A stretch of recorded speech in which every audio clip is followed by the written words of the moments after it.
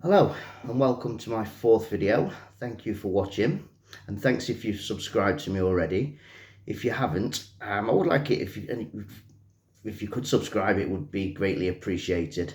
It's not for a popularity contest. This is for awareness and help, and it's free help.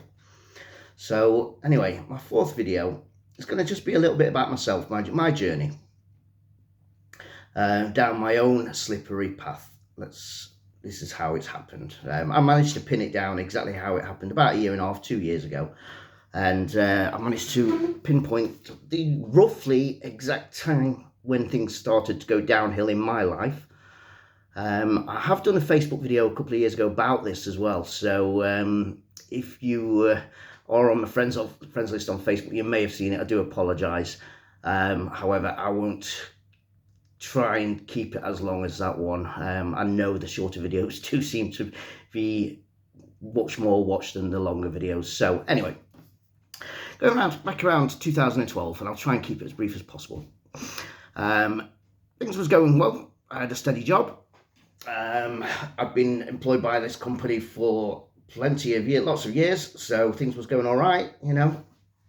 And then all of a sudden, in November it was, I needed an operation, and I got to a stage where I couldn't pee as well because this operation, it was an abscess actually in my bum cheek, and it was wrongly diagnosed by the doctor because I started off with back pain and the pain went down to my bum cheek, and I went to the doctors and the doctor just didn't even look. He says, sciatica.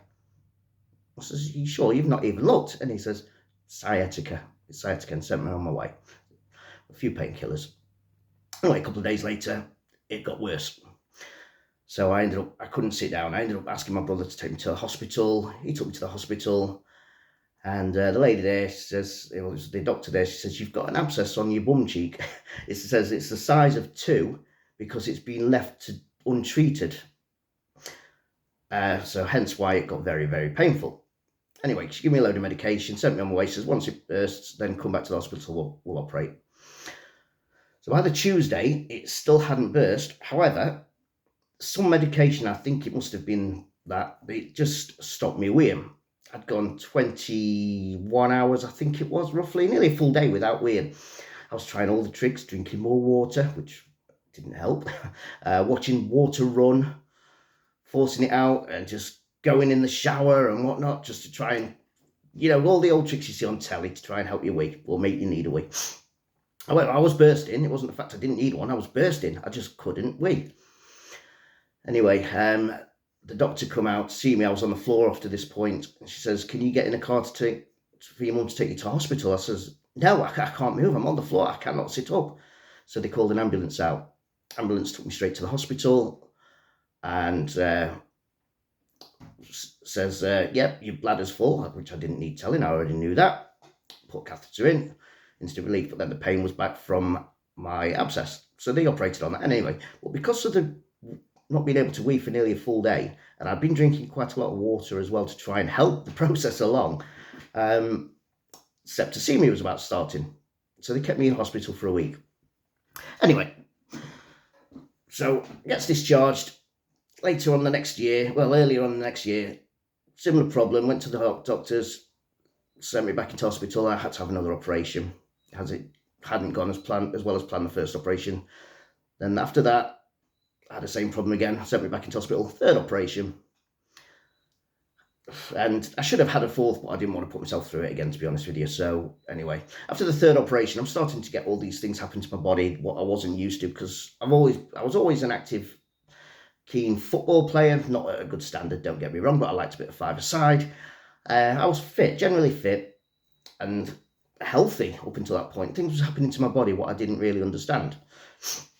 So when I was going to work, there's a few things started happening, and I was coming home from work, going into my coat cupboard, which is the only place you cannot see through any windows in the house, because if you go upstairs, a window cleaner could come, you know, and I was just breaking down crying, and I was sat crying there until it was ready for my wife to come home from work or my kids to come home. So I knew I was depressed. I went to the doctors and I broke down crying. in front of my GP, and he says, snap yourself out of it. Sent me on my way. No medication, no further help, no advice, no nothing.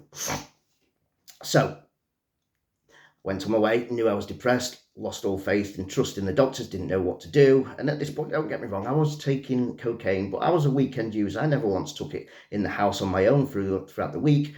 I would never take it on my own.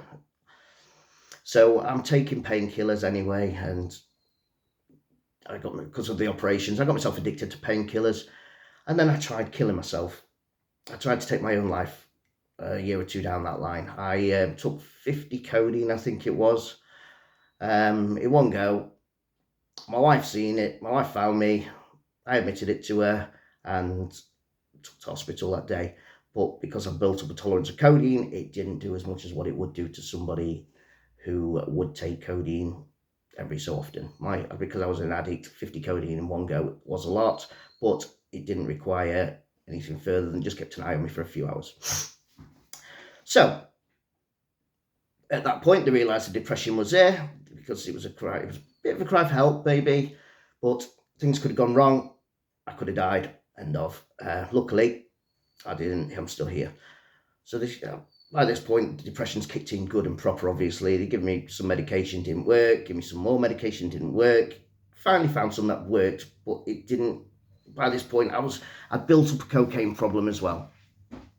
Failed to admit it for a long time that I built up this cocaine problem. And things just started spiraling out of control. After a point, I did realise I had a cocaine problem.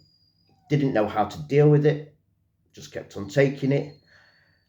Something hadn't clicked, as I spoke about in my last video. Something hadn't clicked at this point. I just didn't know how to deal with it. So I kept on taking it. Shit way to deal with it, I know, but this is the life of an addict. So after that, I kept on manipulating people as well, because I needed money to pay for it at the end of the week. And, I left one job, went to another, ended up losing that job because of something that happened because of me being on the cocaine. I'm not going to go into why. People that know me probably know why I lost that job. But anyway, I'm sure some of you can probably gather, just get an idea of what might have happened just through me saying in this video. But the cocaine problem persisted because I didn't know how to deal with it. I went for help. The help I was getting didn't help me. It was just no good for me. It wasn't what I needed. So we're still trying to find that solution. Around a year ago, we decided to put a house up for sale because it just we wasn't happy living where we was, and we knew we'd make a tidy profit in the house. So 6 months later, the house sale went through, made ourselves a good wedge of money, paid my family back, who I'd borrowed money from to try and pay off some drug deals, spent a lot of money on the drugs as well. But we moved. I'm in a happy area. And it took around a month of me living in my house where I'm at now. I think it was I don't think I know. It was August the 24th was the last time I had any. Actually, I had a fallout with my drug dealer as well. Turns out he actually owed me money, but he doesn't like paying his debts, so he refused to pay me, but I wasn't bothered about that in the end. That didn't bother me because I just wanted away from him. I deleted all the other drug dealers' phone numbers from my phone. So from that date, anyway, from August the 24th, I've been clean. But it's so easy to judge people because they're a drug addict. However, when you have to look down to the root of what caused that, because I know, had I got help when I sought help, or had I not ended up in hospital the first time, I don't know, I can't say for sure, but I know if I'd have got help from my doctor and he hadn't sent me on my way, when I was breaking down crying in front of him with depression, I can honestly say I'm confident it wouldn't have come this far. Can't say for 100%, I can just say I'm confident that it wouldn't have done. So there is a root cause behind something. My point is, not everybody sets out to be a drug taker, or, well, they'll take drugs off their own back. Sorry, not everybody sets off to be a drug addict. People who are drug addicts don't want to be drug addicts. They are ashamed of who they are. However, there is a story behind it, I guarantee you, that led them to do that. And a lot of it is to do with depression, maybe through taking drugs, but have they got the help early days? Probably not. And that's why it's just gone further than what it was. And when they're in that problem, when they're in that situation, they are addicted. A lot of people just can't come out of that addiction because they don't know how. Now, awareness is everything, because it's not just awareness for the person taking drugs, it's awareness for those around us, how to deal with somebody that's taking drugs on a regular basis, how to help that person. It's easy to shun them out of your life, but that will only make them worse. It could lead to suicide, overdose, or you might not ever see that person again. I know I was close to walking out of my family until my wife caught me one time. I waited till she'd gone to bed, waited a couple of hours before she fell asleep, and I was just going to go. I was just going to go walking and end up wherever I ended up, far away from home. But my wife realised that night something wasn't right and stayed up and caught me when I went upstairs to get my belt. So that was a very lucky escape for me, because she persuaded me to stay. And here I am now. But as I say, awareness is everything. Awareness is the help for somebody else. What you have to do is support that person. As I've said before, don't scream and shout. Try and get to the bottom, to the root cause of what made them become an addict. Not just the fact of taking drugs. Most people I know have took drugs in their life. And people are very naive if they think that people don't take drugs, because it's everywhere. Your next door neighbour could probably be doing it and you wouldn't have a clue. There's doctors, there's nurses, there's solicitors, there's everybody in all sorts of kinds of trades doing drugs. It's just when some people become addicts through their own problems, and they start taking drugs more because it's helping them at a time when they need help.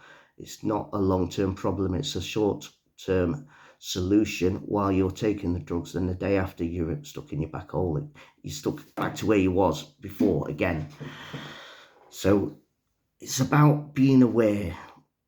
It's about putting your arm around that person, sitting down with them, talking to them, not like a baby, not talking down to them, not degrading them or humiliating them. Try and get to that start of being an addict.